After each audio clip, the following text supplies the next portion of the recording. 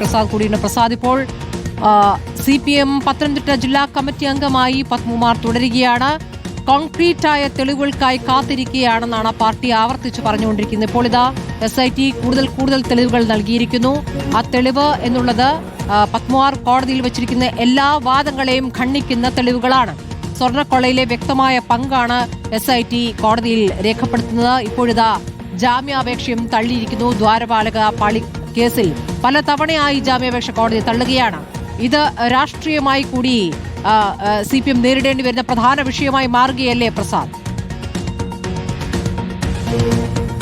ഉറപ്പായും സ്മൃതി, ഒന്നിനു പിറകെ ഒന്നായി ഗുരുതരമായ ആരോപണങ്ങളും അതുപോലെ തന്നെ തെളിവുകളുമാണ് പത്മകുമാറിനെതിരെയും അന്നത്തെ ദേവസ്വം ബോർഡ് അംഗങ്ങൾക്കെതിരെയും വരുന്നത് എന്നുള്ളതാണ് ഈ കേസിൽ ഏറ്റവും നിർണായകമാകുന്നത്.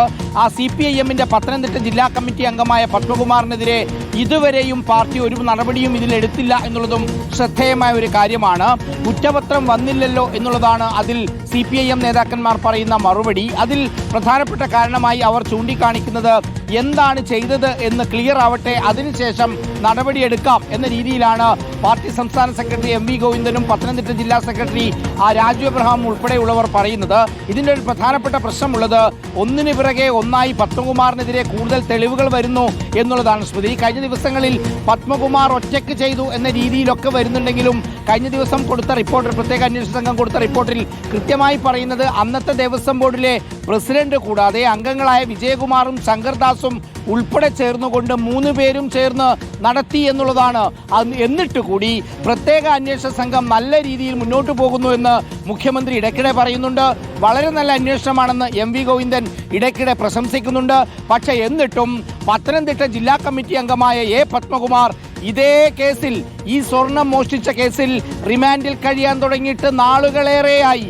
ഓരോ ദിവസവും തെളിവുകൾ ഒന്നൊന്നായി ഹൈക്കോടതിയുടെ മുന്നിലേക്ക് വരുമ്പോഴും എന്തുകൊണ്ടാണ് നിങ്ങൾ നടപടിയെടുക്കാത്തതെന്ന പ്രതിപക്ഷത്തിന്റെ ചോദ്യത്തിന് മുന്നിൽ കൃത്യമായി മറുപടി പറയാൻ കഴിയാതെ വിയർക്കുകയാണ് CPIM-ഉം സർക്കാരും എന്നതാണ് സ്മൃതി. ഇതൊരു സാധാരണ കേസല്ല, ഏതെങ്കിലും രീതിയിൽ അഴിമതി നടത്തിയ കേസല്ല. ഇത് ശബരിമല അയ്യപ്പന്റെ സ്വർണം മോഷ്ടിച്ചു കൊണ്ടുപോയ കേസാണ്.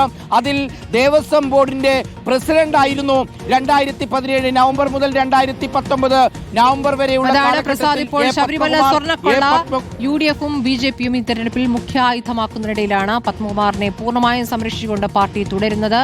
ഇപ്പോഴിതാ ജാമ്യാപേക്ഷ വീണ്ടും കോടതി തള്ളുകയുമാണ്.